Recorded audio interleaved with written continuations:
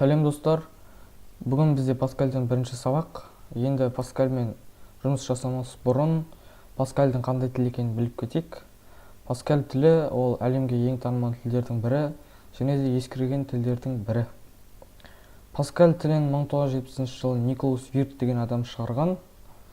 Ол енді қазіргі кезде Паскаль тілі есеп шығаруға арналған тіл, және де бұмен программада құрастыруға болады. Енді Паскаль тілін қазіргі кезде үлкен класстарда үйретеді, және колледждерде, университеттерде басқа тілдердің базасы болып табылады. Енді Паскаль тілін біздер компилятормен жазамыз. Ол компилятордың аты pascal.abc.net деген.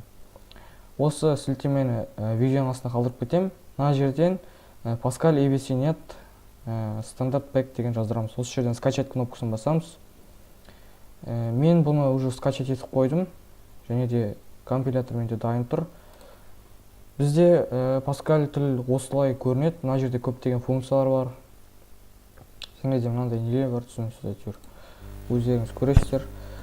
Енді Паскаль тілі ең оңай тіл дедік. Паскаль тілін барлығы түсінікті ағылшынша тілде жазылған. Енді Паскаль тілі жалпы ең бірінші біздер программ деген сөзден басталады. Программ. Осыдан кейін пробел қойып, программаның атын жазамыз. Мысалы, нұр деп қойдым. Келесі жолға өтіп, айнымалылар жазамыз. Айнымалылар ағылшын тілінен былай жазылады, var деп.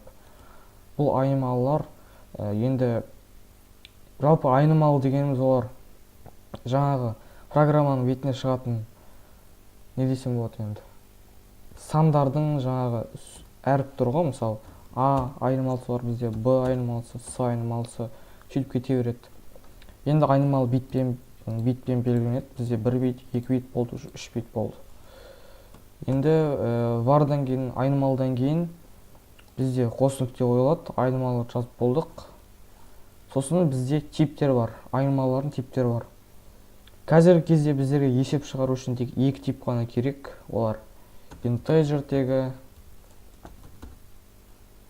немесе real тегі. Осылай жазылады. Осы типті жазғаннан кейін бізде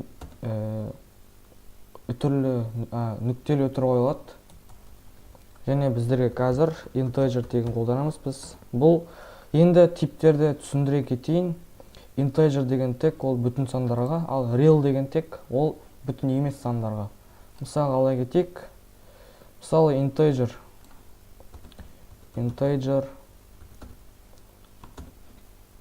бұл тип. Мысалы бүтін сандар 2, 1, осындай көптеген сандар бүтін болса болды. Мысалы мына бүтін сан, мынау да бүтін сан, барлығы бүтін сан. Ал бүтін емес сандар дегеніміз бізде мынандай сандар. Real тегі жатады. Real типі. Real типіне біздер мысалы 0,9 осындай жаңағы бүтін емес сандарды осылай атаймыз. Ол любой сан болуы мүмкін. 66,2. Құр осы ғана сандар емес, любой. Тек мынандай нүктемен ғана жазылатын сандарды бүтін емес сандар real типіне жатады. Ал бүтін сандар integer типіне жатады.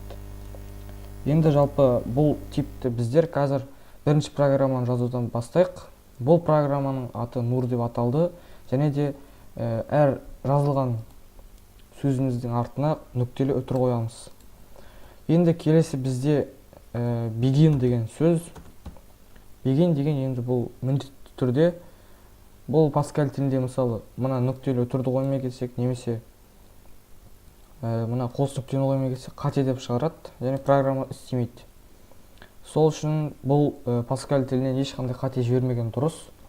Енді begin деген сөздің артынан нүктелі өтір қойылмайды.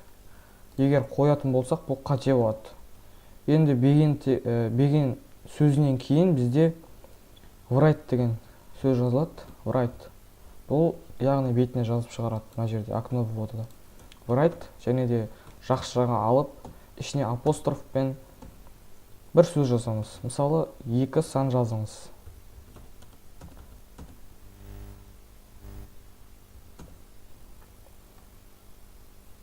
Жоқ, бетек мысалы қазір бірінші санды жазыңыз дейік.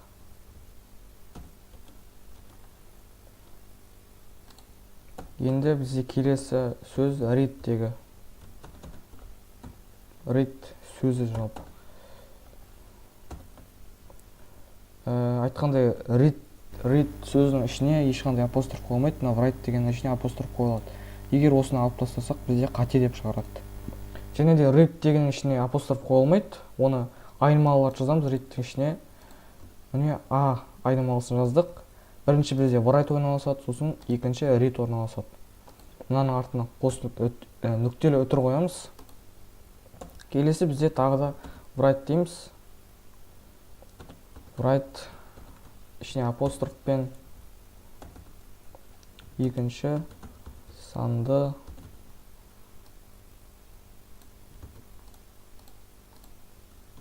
жазыңыз. Жақшаны жабамыз, енді нүктелі үтір.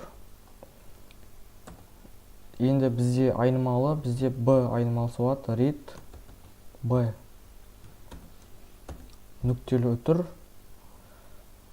Мына write дегеннің артына, немесе read дегеннің артына ln деген сөз жалғау болады.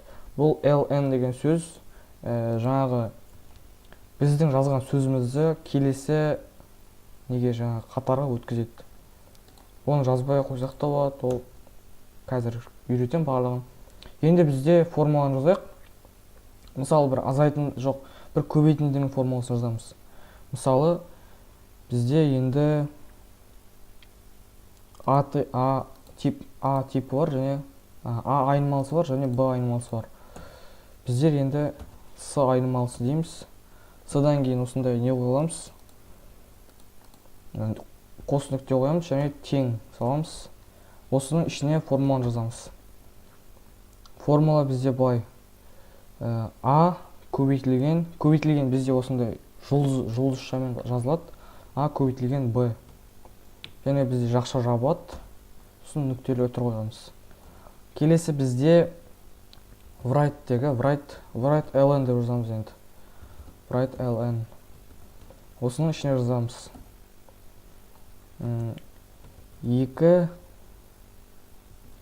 Екі санның